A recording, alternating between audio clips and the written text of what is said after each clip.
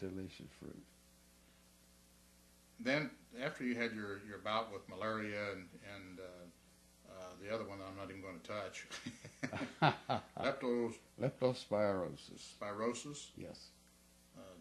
What kind of a disorder is that? Well, it's a blood disease. It's known to be in this country, for that matter.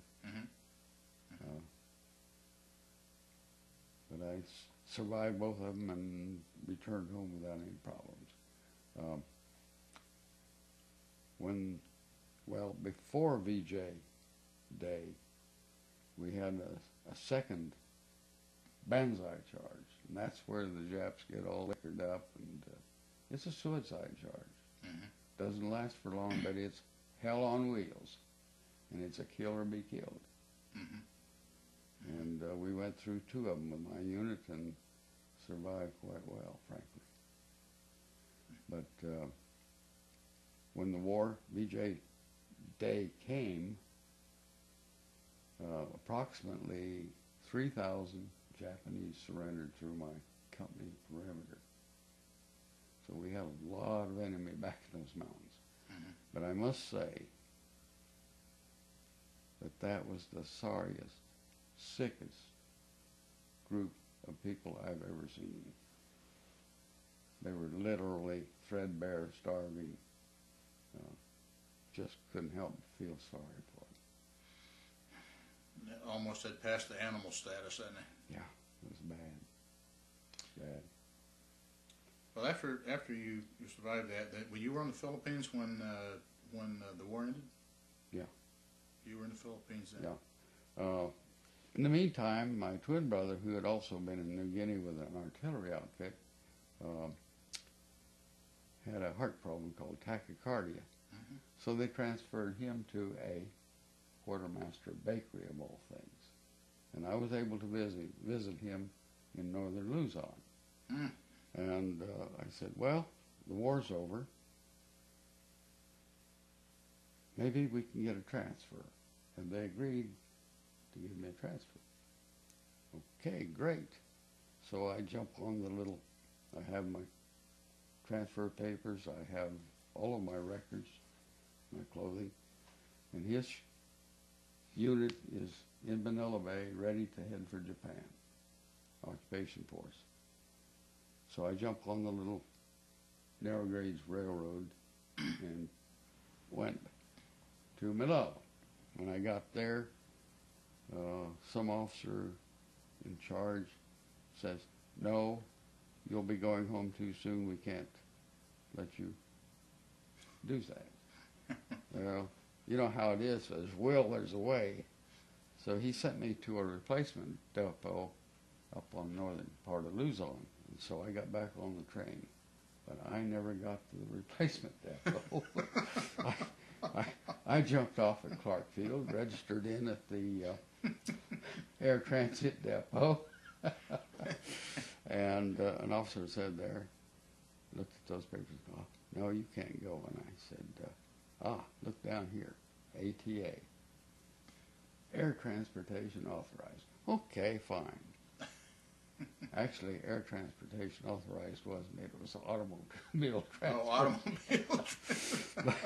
But I bluffed my way through that, sat on the flight line for about 5 days, and I was lucky enough to catch a C-47 to Okinawa. And I got into Okinawa right after the big typhoon had just wiped everything off. I mean, Quonset huts were blown clear off their foundations. Planes were scattered all over the sides of the runways, damaged. That was a miserable mess. So I registered in at the air transit depot. Well, I might mention that on the way up there, I was on the tail of that typhoon in that airplane. I've never had such a rough ride on my life on anything. But I must say, I've never been airsick, car sick, or seasick. That's good. Actually, when you get in the little P-boats, hold the platoon, and you line them up and start going in circles for a beachhead, You do that for 2-3 hours. It takes that long to get everything ready to shove off to the beach. Mm-hmm. And I swear everybody but me and the coxswain would be seasick. And I never could figure out how we ever made a beachhead with everybody sick getting shore, except adrenaline kicks in probably and overcomes it. Yeah. But anyway, I caught a plane on up to Tachikawa Air Base in Japan, which is the Tokyo-Yokohama area. All right, I knew his unit would be in there somewhere. I rode the electric trains for 3 days. And I did find it. And what did I do in the meantime? Well, if I got hungry, it was lunchtime, I'd just jump off the train wherever there was a unit, get in the chow line, and have a meal. But I succeeded in doing that, and then I became a baker. Oh, you became a baker? You bet I did. It was easy to do. We'd run 3 shifts a day, we'd take 90 sacks of flour each shift, mm-hmm. and baked a loaf that weighed 2 pounds 2 ounces. And the mixture, big stack of dough on the table. And all you had was a little cutter. And you just cut off a chunk of dough, and about every 12th time you'd throw it up on scale, make sure you were running about 2 pounds 2 ounces. And you soon learned to judge that. You could make a cut, and you had her 2 pounds 2 ounces. Yeah. And if we had a pastry baker on the night shift, mm-hmm. there'd be rolls and pies and whatnot. And we never went to breakfast then. We just go home and sack out. I told you that my uncle, Pete Rice, Milford Pete Rice, he was a baker and over there also, same place you were.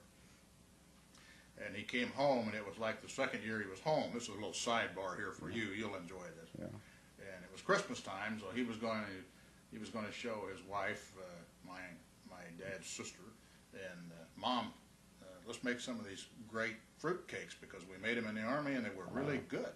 Uh-huh. And so they started putting this stuff together, and Mom said, "I'm looking at it," and I remember it. I was little, but I remember it. And pretty soon they've gone from this big mixing bowl, they've gone to a dish pan, and then they went from a dish pan to I think like a wash tub. And he says, "You know, Pauline," that's my mother, said, "I forgot I'm not cooking for a company now." What did they do, feed the whole town? Oh, he had enough. We had fruit cakes around there to feed the whole town of Pratt. Yeah. Well, they freeze well. And yeah. We, back in the 40s, though, I don't think we had a freezer. I think we had an ice box. So, but that little sidebar there for you, he forgot to cut the ingredients.